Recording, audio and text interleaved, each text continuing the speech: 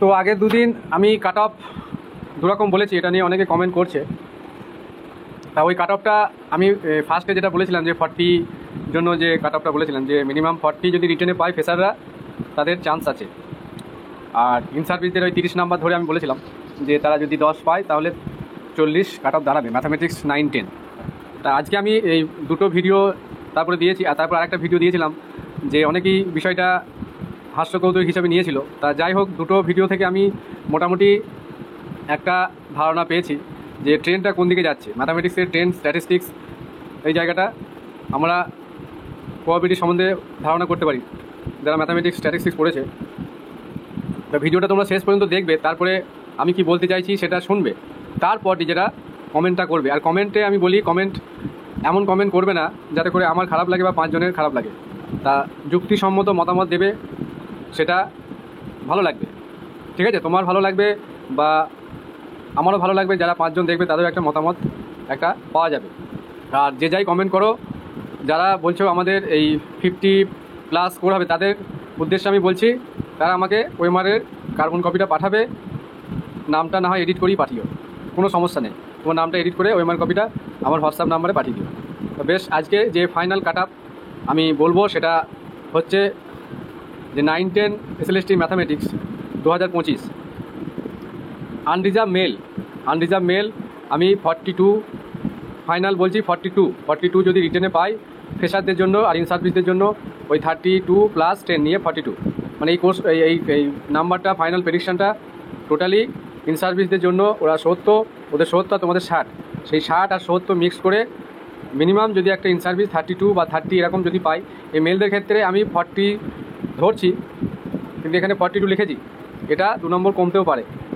আর ফিমেলদের ক্ষেত্রে 39, 1 নম্বর হয়তো ডাউনও যেতে পারে, ঠিক আছে, কিন্তু আপে যাবে না। এই হচ্ছে বিষয়। কারণ এরপর যে 20টা নাম্বার আছে, মানে ডেমো আর পার্সোনালিটি টেস্ট, ওই নাম্বারটাও কিন্তু মানে এতটাই গুরুত্বপূর্ণ কল্পনা করতে পারবে না তোমরা, ঠিক আছে। তা ওইটা হাতে রেখে আমি এই আজকের প্রেডিকশানটা দিচ্ছি। এটাই আমার ফাইনাল প্রেডিকশান। এরপর আর কোনো রকম আমি কাট অফ নিয়ে কোনো কথা বলবো না।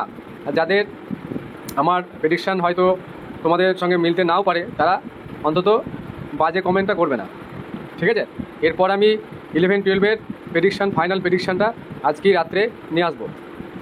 তা যারা আনরিজার্ভ মানে জেনারেল ক্যাটাগরি, তাদের এই 40 থেকে 42, আর ফিমেলদের 35 থেকে 39 এরকম মার্কস আসবে। তারা 100% আমি বলবো ইন্টারভিউর জন্য প্রিপারেশান নাও, 100%।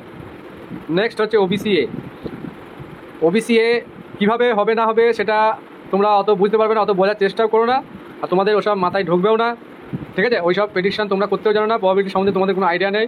বহু কিছু হিসাব নিকেশ করে এগুলো আমরা করি। তা আমার প্রেডিকশান একটু অন্য টাইপের, অন্যদের থেকে কিন্তু আলাদা। সেই জন্য আমি বলছি, আমার কাছে কোনো ডেটা, অনেকে ডেটা চাই যে কোথা থেকে পেলেন না পায়, কোথা থেকে পায় না পায় তোমাকে কেন বলবো আমি? সব কিছু যদি তোমাকে বলেই দেবো তাহলে প্রেডিকশানটা তুমি করতে পারবে, আমি করতে আসবো না। সেই জন্য ওই কোনো কিছু তথ্য চাইবে না আমার কাছে, কোনো ডেটা চাইবে না, কোথা থেকে কী হলো, এইসব কমেন্টগুলো মূল্যহীন, ঠিক আছে। যেটা বলছি সেটা মেনে নাও। 2 নম্বর বিষয় হচ্ছে ওবিসিএ মেল রিটেন 40 যদি পায়, সে 100% ইন্টারভিউ কল পাবে। চোখ বন্ধ করে ইন্টারভিউর জন্য প্রিপারেশন নাও, আমি বলে দিচ্ছি, নাহলে কিন্তু পস্তাতে হবে।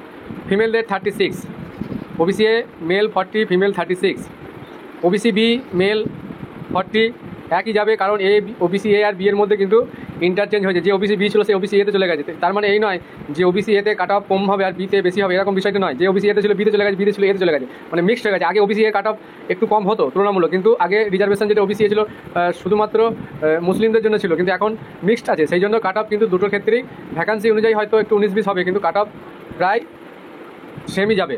সেই জন্য ওবিসি এ আর বি এর ক্ষেত্রে আমি আলাদা কিছু করিনি বা করা হয়নি। এসসিদের ক্ষেত্রে মেল আমি বলবো, এসসিদের মেল 35 থেকে 36, ঠিক আছে। আর ফিমেল হচ্ছে ওই 34 থেকে 35। এই যাদের মার্কস আছে তারা আমি বলবো চোখ বন্ধ করে ইন্টারভিউ প্রিপারেশন, কোনো দিকে কে কোথায় কী বলছে সব কিছু দেখার দরকার নেই। আমি বলছি তুই ভালো, যদি তুমি ডেমো দিতে পারো, ওই 20টা নম্বরে ভালো পারফরমেন্স করো, তাহলে দেখবে তোমার জব কেউ আটকাতে পারবে না।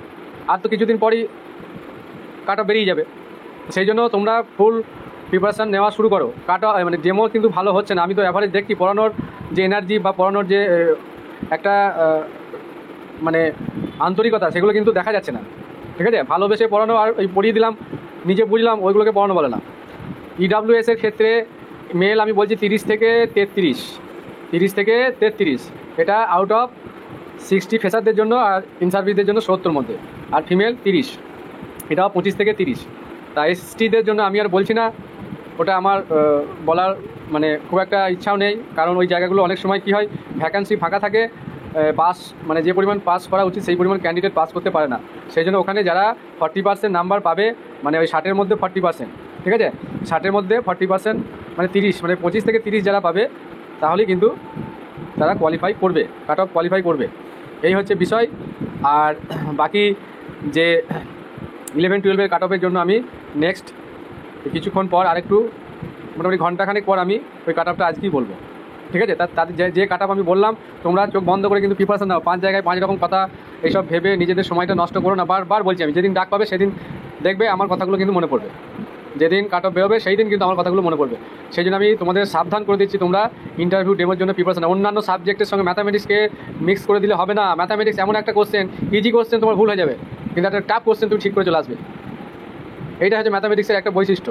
এই সাবজেক্ট 20টা কোশ্চেন ডাইরেক্ট সরাসরি সবসময় অ্যান্সার করা যায় না, যে ইতিহাস ভূগোল বাংলা নয় যে উত্তর জানলেই হয়ে যাবে, কিন্তু এখানে প্রশ্ন পড়া, প্রশ্নের এই যে অপশান, এগুলো কিন্তু গণ্ডগোল হয়, দেখার ভুল হয়। তারপরে তো ওএমআরে টেনশনে ভুল হয়ে যাচ্ছে, অনেকের ভালো পরীক্ষা দিয়েছে ওএমআরে গণ্ডগোল হয়ে আছে, ঠিক আছে, রোল নাম্বারে গণ্ডগোল, ওই একই অপশান ডবল বোলানো, এইগুলো থেকেও কিছু কোশ্চেনের অ্যান্সার কিন্তু বাদ চলে যায়। সেই দিক থেকে সব কিছু বিচার করে আজকে আমি ফাইনাল কাট অফ দিলাম। তো তোমরা যদি ম্যাথামেটিক্সের ভালো মানে ম্যাথামেটিক্স কি মানে কীভাবে ভুল হয় সেটা তোমরা নিশ্চয়ই জানো। আমি বলছি হ্যাঁ পাবে, 50+ পাবে, কিন্তু সেটা পার্সেন্টেজ খুব কম। হয়তো দেখা যাবে যে 50+ নাম্বার পেয়েছে এরকম ক্যান্ডিডেট খুব জোর 200 হবে, কিন্তু 200টা কি ভ্যাকান্সি? যে 200 জন 50% পেলো, 50 পেলো, তারাই চাকরি পাবে, আর বাকিরা পাবে না? তাহলে এই যুক্তি ধরে তোমরা এগো না, কে 10 জন হয়তো 50 পেয়েছে, সেটা গোটা ওয়েস্ট বেঙ্গল গোটা ইউটিউব চ্যানেলে ছড়িয়ে যাচ্ছে, তাহলে এইগুলো ঠিক নয়। এটাকে প্রেডিকশন বলে না, এটাকে কাট অফ বলে না। কাট অফ হচ্ছে মিনিমাম আমাদের যেটুকু মানে হলে আমার যা ভ্যাকান্সি আছে সেই ভ্যাকান্সি পূর্ণ করার পর যেটা ওয়েটিং লিস্ট করা হয় সেইটাকে কাট অফ সেই হিসেবে নেওয়া হয়। 1.6-এর থেকেও এবার দেখবে বেশি ডাকবে, কারণ একই ক্যান্ডিডেট সেম মার্কস পেয়ে যাওয়ার জন্য দেখা যাবে ডবল ক্যান্ডিডেটকে ডাকতে হচ্ছে। সেই হিসাবে যা ভ্যাকান্সি আছে আমি বলছি 9-10-এ এরকমই কাট অফ যাবে, ঠিক আছে।